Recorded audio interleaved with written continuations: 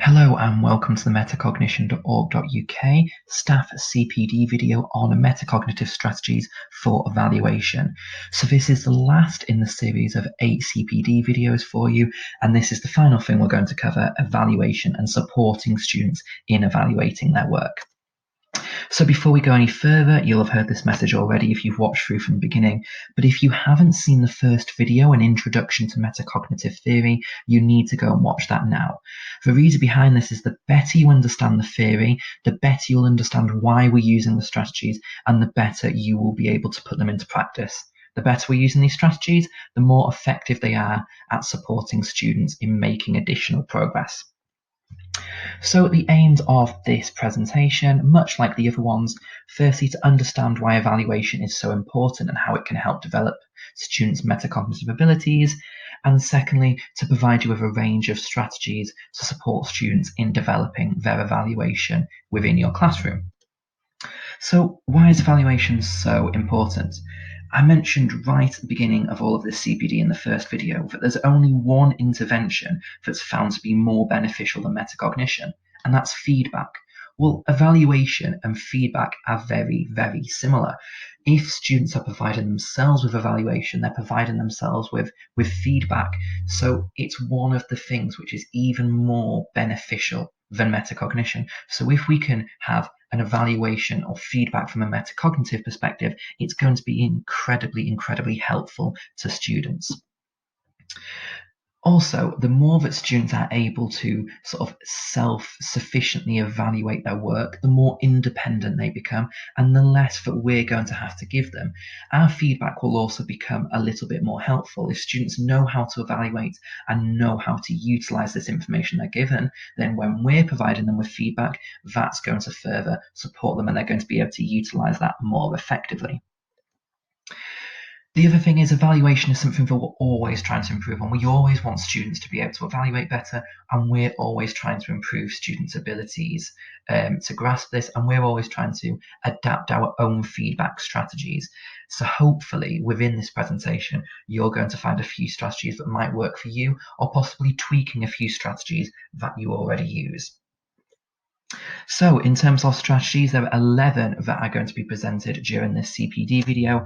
And as with the other 7 videos, or 6 videos, sorry, 7 in total, as with those, there is not a one-size-fits-all. Some strategies will work for some classes, some will work for different classes. It's up to you as that subject expert, as the expert of those students. You know those students, so you can decide which strategies are going to work and which strategies you think are not going to work.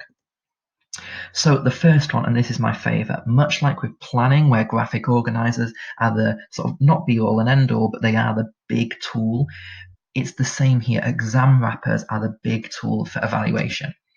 It's a 3-in-1 strategy. It provides marking, it provides evaluation, and it provides planning all in one go. It might take slightly longer, but you are ticking off all of these 3 things at once. It's saving you from having to do marking, it is allowing students to develop their evaluation, and it's informing their planning for the future as well at the same time without them even realising it. Now, the way an exam wrapper works is you list all of the topics that a student has covered, for example, in an exam, and they then reflect on where they lost marks. So if they lost 1 mark out of 6 on a problem-solving question, they highlight on the paper why they lost that mark. So maybe it's because they rushed it, or maybe they didn't read the question fully, or maybe they just didn't understand the question. Anything. It could be anything, and the students note down why they dropped marks on that question. Then, once they've done all of that, students reflect and they look at why they've dropped marks, and often students will find a common pattern. So the common pattern is often, I didn't revise enough, or I don't understand, or I rushed, or I didn't read the questions. So it provides students with instant feedback for them to use for their planning. Oh, I dropped most of my marks because I rushed. Next time I need to take more time. Now, on the flip side of the wrapper, what you do is you include other questions, so reflection questions on how students revised, how they went about preparing during the exam, how they went about answering the questions, and how they evaluated their answers at the end of it. And students really utilize these questions, these scaffolds, to really support their evaluation of the exam paper. The great thing about this is students can't quarrel with it. Students are evaluating themselves. Often when we say to students, oh, it looks like you've rushed that, or actually, I just think you need to be spending a bit more time revising, students can often go into their shell or become quite defensive and think, no, I revised enough, or no, I'm not rushing. But when they lay it out on a page in front of them and it's clearly showing that they've been rushing, or it's clearly shown that a lack of revision has impacted their score, they can't dispute that. They're the ones who have worked it out. They're the ones who have provided that evaluation. They can't turn around and just say, oh, it's my teacher who's saying this. It's them who is saying it. They're the ones who have worked out where their weaknesses have risen from. Now, I've called these exam wrappers, but it is also possible to use them for other types of tasks. So firstly, they're quite good for homework. Often exam papers and homework, especially at secondary, are fairly similar. So a homework is just a smaller version of an exam wrapper. You're just going to have less questions that students are going to evaluate. But equally, you could use it during class. So if you set students a longer task or multiple questions on different topics, they could then, as a plenary task, do a wrapper or a lesson wrapper evaluating where they've dropped marks during that lesson or where they've dropped marks on that task, and evaluate why that's happened and how they're going to improve it next time.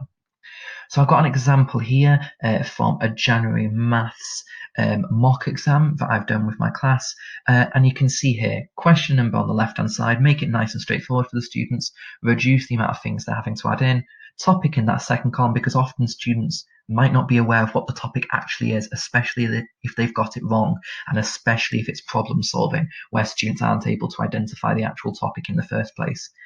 And then the next few columns all just list common other issues. The first one, is how many marks they dropped. And then after that, not reading carefully, not understanding, not being precise enough with that answer, not showing their workings, or running out of time. And then there's the opportunity at the end there to provide a different reason if there is another reason. These aren't up on the website soon, but I am going to put them up there soon so that if you are teaching AQA maths, you'll be able to utilize these. And if not, you'll be able to use them as templates and adapt them as well for your use. You can see here some of the questions that are on the back. This isn't a complete wrapper, so these aren't all the questions that I would put on the back. Again, you'll need to check out the examples that I put onto the website. But these are some examples, so you can see they're split into preparation, planning, performance, and then a further evaluation at the bottom that's cropped out. But it's just simple questions such as how did you prepare, what resources did you use, comparing it with other students, developing a bit of a discussion, strategies used, so students can begin to identify effective strategies, non-effective strategies, so on and so forth. So the second strategy is probably one that you've heard of before, self or peer marking. It's probably the one that we use the most often if we're not marking students' work. So if we're not the ones taking in the books and the work is getting marked, it's because we're normally doing self or peer marking. Now, it's a very, very beneficial metacognitive tool as well if we're using it correctly. The first thing that we need to make sure is that students are actually marking it correctly. Often students can get quite lazy if they're marking their own work, or they can get quite lazy if they're marking the work of a friend. We need to set a standard and not let students fall below that. So if we're expecting students to be writing in the answers, then we need to make sure that they're writing in those answers, and there are consequences, obviously, for not following those expectations. It allows students here to understand how you mark questions. This is why this is so important. It allows students to understand how to mark them and the content that is required. So it's a good period of reflection for them to understand, especially if they didn't get full marks or they didn't get any marks at all. It also allows you to raise misconceptions. So often if students are marking and you put the answer on the board, students will be able to identify how the answer they've got in front of them is maybe similar, but maybe is a common misconception. Strategy 3, I've got a couple of different plenary tasks, a couple of different tasks that you can use at the end of a lesson that really help students to evaluate their learning.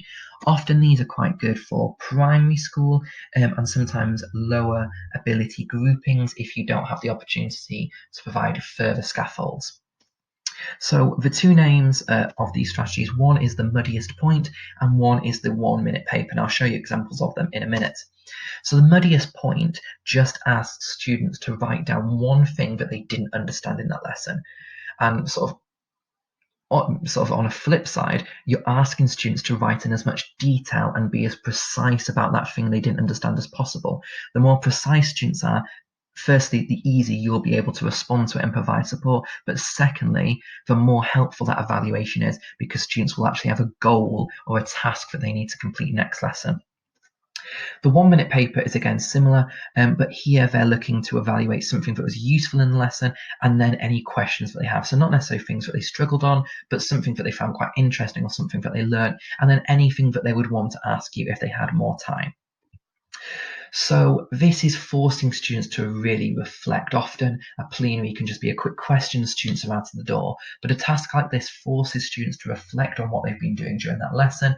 It's making them sit back, take stock, and consider what they really know. It's really driving that deeper thinking. Now we've got a couple of opportunities here. Either you can take these in and assess them and feedback, so provide whole class feedback in the next lesson, so whatever points come up the most, you can address them, or you can get students to try to address them then and there, or to write them down in their books and to tackle them during the next lesson, especially if you're sticking with the same topic. So these are the examples here. So you can see the muddiest point and the 1 minute paper. So they're just very, very quick scaffolded things, not requiring too much detail or time, just a couple of lines of writing, but you are wanting students to be quite precise. You're not wanting paragraphs, you're just wanting a precise and clear sentence or two. So strategy 4 is a reflective lesson. This is probably something that we've all got built into our curriculum somewhere, something that is very difficult to do, and if we're not doing it, something that we need to try to introduce and try to introduce well.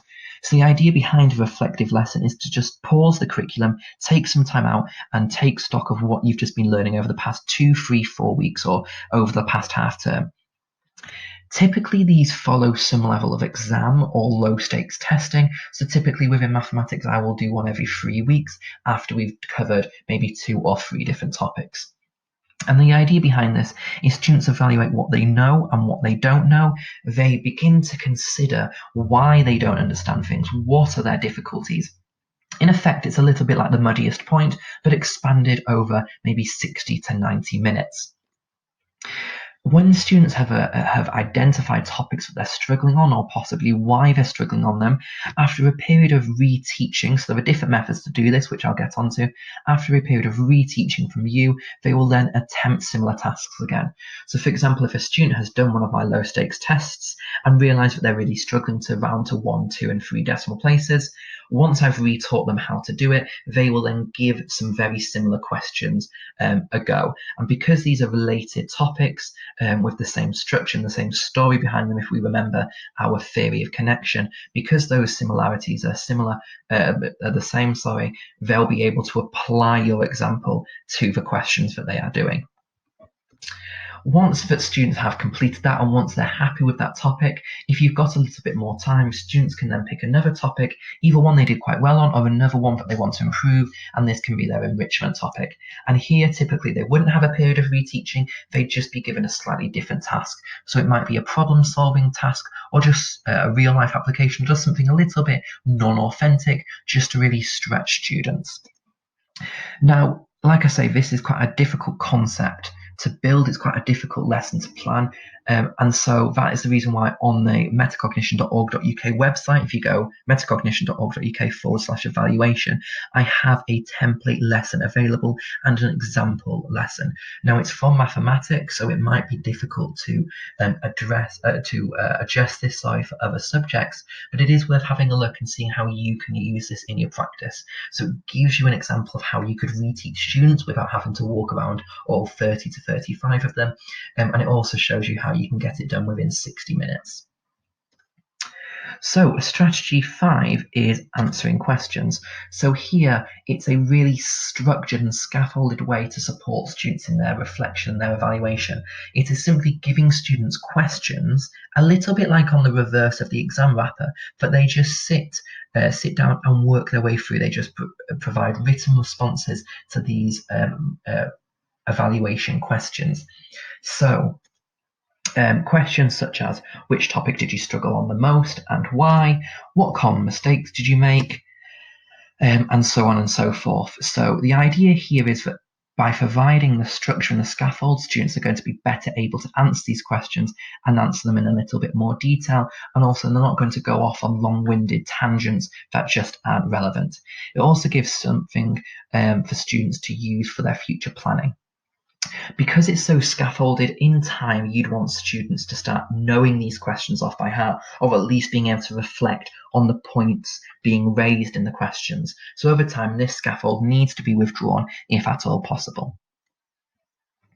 So strategy 6 is the idea of informing future planning, and it's something I've touched on a little bit throughout, and it's also something that I touched on during the CPD video on planning itself. So the idea here is that you use this period of evaluation to then produce a plan for a similar task or problem. So instead of just letting the evaluation sit there, actually acting upon it. It's very easy to evaluate something and say, oh, that wasn't good enough. Oh, next time I need to do this. But if you then don't go and do it, then that individual is going to struggle to recall what it was they actually needed to improve on. If, for example, we have a driving lesson and we realise that our roundabouts aren't very good, but maybe we don't have another lesson for 6 to 8 weeks, by the time we go back, we're going to be dealing with other things that we've forgotten, or maybe we've forgotten our biggest issue in the first place. And so actually that evaluation hasn't led to anything. In the moment, it provided us with something, but later on, it's not been addressed. So if we instantly use evaluation to inform planning, we're instantly allowing students to consolidate their strengths and address their weaknesses. So the idea here is that a student would complete a task and evaluate it in one lesson, and then use that evaluation to inform planning for a similar equivalent task in the next lesson. And like I say, this is a 2 birds, 1 stone strategy. You're managing to support students' abilities to evaluate and their abilities to plan in one go. Obviously, with this strategy, students have different ways they can evaluate. So it could be exam wrappers, it could be questions, it could be muddiest point, whatever strategy you want to choose. And then they've got different planning strategies as well. Any of those outlined within the CPD on planning would be useful for this. So it's about combining 2 different strategies and linking them together. So strategy 7 is the idea of a new strategy. So often students complete a task with one strategy. Sometimes this is because they only know one strategy, or they predict that this strategy will be better. Now we're then asking students to evaluate if the strategy was effective and whether a different strategy would have worked better. Well, the easiest way for a student to evaluate whether a different strategy would have worked better is by actually doing that task with the other strategy. So this strategy 7 is all about getting students to repeat the same task, complete the same problem, write up the same essay, but utilizing a different strategy.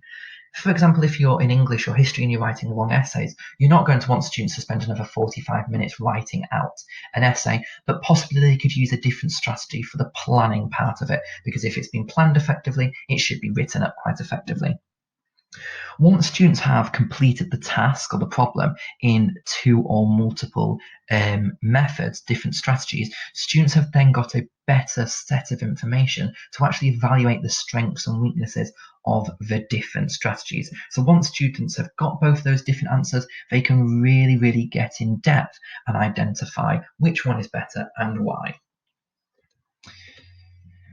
So strategy 8 is the good, better, best type of answers. So these have been mentioned throughout. They're a very versatile source. Now the idea here is to provide students with these good, better and best answers, so possibly exemplar exam answers or high quality essays, whatever it might be. And then you get groups to determine, groups or pairs, to determine which one is the best and why. And here we're looking for really in-depth answers. So not just, oh, this has got more dates in it. We're looking for answers such as, this has got more dates in it, thus it's providing more detail, providing greater justification for the answer, and so the best answer is this one.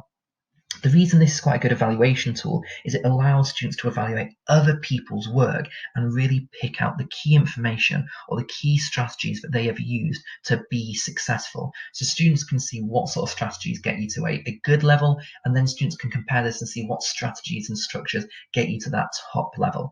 So this really makes it clear to students, it highlights what is good and what is excellent. And if students know what is excellent, they can then try to use this evaluation to support their future planning and task completion. Strategy 9, learning diaries. This is more for those who teach one class. So it's going to be less for those subject specialists who just maybe, like myself, just teach maths at secondary. It's going to be more for those teachers, again, typically at primary, who are teaching a class all the way through. The idea here is this is kind of a stretch on the muddiest point evaluation tool. So what we're doing with the learning diary is students continually evaluate their work, possibly at the end of each lesson or possibly at the end of each day, and they record down things that they struggled with, strategies that they struggled with, or things that they're not clear on. Students then use this feedback to generate learning goals themselves. So it supports students, A, in goal setting, B, in goal completion, because their diary has got this task down, so then they need to complete it. And it's also supporting independence. If students can evaluate their weaknesses and set themselves goals or tasks to address these weaknesses, they're becoming a lot more independent. And if they can do that under our attention, then hopefully they'll be able to start replicating that at home. So it's up to you to decide how you'd want to use this in class. Maybe you just do it for each subject. Maybe it is possible to adapt it for secondary depending on your class and your school structure. But I would recommend normally that students can reflect at the end of each day, highlighting things that they struggled on. Typically, it's going to be less content and more the strategies that they use because it is metacognition. Yes, they might record down information they've got, but it's typically going to be more like things such as, I don't know how to use the array strategy in mathematics. I don't know how to put things into the correct order. I don't know how to sequence things. I'm not sure on the strategies of synthesis for stories. So it's key things that they're not understanding, key strategies they don't understand, and then they provide themselves with a goal. So tomorrow I am going to practice it again and ask the teacher how to do it if I'm still stuck. It's also really nice for students to then reflect back on this and highlight how many things they've gone on to achieve. There's nothing more motivating for a student to see where they were and how far they have come. So by having this learning diary, students are really going to be able to grasp, this is where I was, this is where I am now. Wow, I've made loads of progress. This level of organisation and evaluation is really, really beneficial for me. Strategy 10, again, it's a similar one to ones that we've had, especially the muddiest point. And it's a PMI grid. It's just another formal reflection tool, highly scaffolded, which obviously over time would need to be removed. The PMI grid is simply a plus minus interesting grid of everything that you have learned in the lesson. So students will record down something positive that's happened during that lesson. So maybe I now grasp how to use this strategy, or because I now have learned this content, I can use the other strategies I had. They highlight one minus or negative point from the lesson. So again, maybe, I'm not sure why we're supposed to use that strategy, or I don't know why this strategy is better than the other one. Anything that is something that they've had difficulties with and want to reflect on. And then they add in something interesting. This supports with sort of engagement and ensuring that their learning is linked to prior learning and experiences. So, I found this interesting because. So, like I say, it's similar to the other options. It's just a different template for you to use. This one might suit you and your students better than the others. And there's an example here, very, very simple. I've just produced a table, split it, and then put the titles. Very, very easy to do. So strategy 11 is the idea of an exit ticket. So it's very similar again to that 1 minute paper or the muddiest point. It's this time, instead of a reflection, it is a question that you give students based upon the topic or based upon the content you've covered in that lesson. The idea here is you typically give students between 1 and 3 questions, maybe about 1 to 3 minutes worth of work, and you would just get them to answer these questions. I often tier these questions so that maybe question 1 is something I'd hope everybody can do, question 2 is what most can do, and question 3 is maybe what those at the top of the class can do, to make sure that it's not too easy for all or too difficult for all. It needs to be accessible. Once students have completed these 1 to 3 questions, you've got 2 opportunities. Opportunity 1 is that you take them in yourself. You go through them, you highlight any misconceptions, you highlight any common successes or correct strategy use, and then you can provide whole class feedback in the next lesson. So you can take in all 30, next lesson you see the students say, right, the one misconception we all showed was this. Let's understand why this is a misconception. The second opportunity is for students to mark them. You could do self or peer marking, and this way students get instant feedback, i.e. they know whether they are right or wrong, or they know whether they're missing details, key dates, etc., and they can then use this to set themselves a target. You could, in effect, get students to mark it, and then on the back of the paper, on the reverse, get them to write down a target or one thing that they need to clarify the next lesson, leave it in their exercise books, and the next lesson they've got a learning goal that they've set for themselves. So that way you're taking a little bit beyond the content and you're starting to get students to set goals to monitor their own learning and their progress. So thank you for watching this CPD, and obviously thank you for watching the whole of the CPD if you've watched all 8 videos. I really do hope that it is beneficial. I do hope that you've learned a lot, and hopefully metacognition is a little bit clearer now, and hopefully you've got swathes of strategies that you will be able to implement in your practice whenever we get back into the classroom. Obviously, there are a huge range of resources in CPD on the website, so if you've not seen them all, do go and check them out. Like I've mentioned, resources are being added all the time, so please keep going back and check. And if there's something that you need or a question that you've got to ask, please follow us on Twitter and ask a question, Metacognition U. As mentioned in all the videos, if you as a school or as an individual have found these incredibly helpful videos and they're supporting your practice, if you do have any pounds left in your budget, any pennies or pounds you've got left, if you are able to provide a donation on our website to support the running costs, that would be hugely appreciated. I really want to keep these resources in this CPD free for everybody. Otherwise, schools aren't going to be able to access it. Otherwise, teachers aren't going to be able to access it in their own time. I don't want there to have to be a paywall behind it. Please share it widely. If you think that these 8 videos have been really, really helpful, please share it on. Please pass it on to your SLT. Please pass it on to your teaching and learning coordinators, heads of faculty. Please pass it on amongst your teacher friend groups on Twitter, etc. The more people who can watch it, the more people who can benefit. I really am doing this just so as many people can benefit from something as impactful as metacognition. Like I say, that is our Twitter handle, so please go and follow, ask us any questions that you have got. And then next, there isn't obviously any more CPD in this series. This is the 8th of the 8 CPD sessions on metacognition. So if you do want to go and get stuck into more CPD, we have got CPD on graphic organisers and we have got CPD on knowledge organisers. There are 2 CPD courses on knowledge organisers, one on how to design a high quality knowledge organiser and one on how to implement it into your classroom practice and misconceptions to avoid. And the one on graphic organisers is how to support students planning, looking at the 10 different types of graphic organisers, how to use them, when to use them, and what you can do with them once you've got students to utilise them. Also note that if you're an SLT member or responsible for implementation, both of these CPD videos contain a section for leadership so that you can support staff and support your quality assurance of these strategies. Once again, thank you very much for watching, and I really do hope that these have been beneficial for you. Thank you very much.